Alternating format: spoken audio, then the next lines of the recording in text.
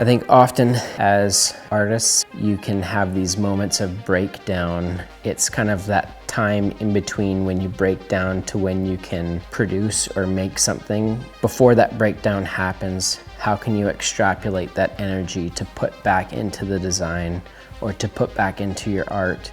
Who are your people? Who's your tribe? What do you need, but also what can you provide? I think gratitude is one of those things that lives right below the surface of who we are and probably sits right next to anger and frustration.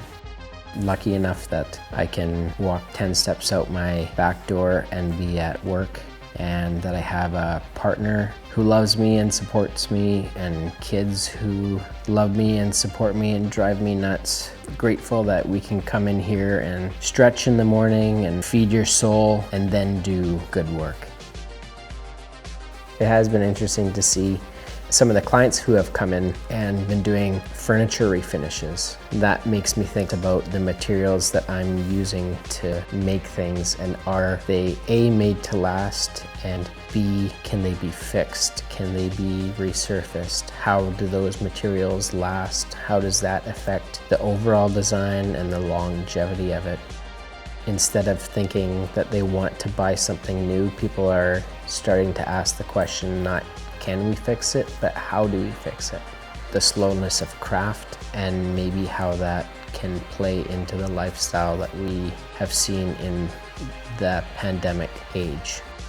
It'll be interesting to see how the imagery is going to change in the next 6 months to a year of how people are presenting their work and how they're going to inform people about their work without being able to physically show it. How can we as designers do that differently? How do we show the products online? How do we show them in the studio? How do we show them at work?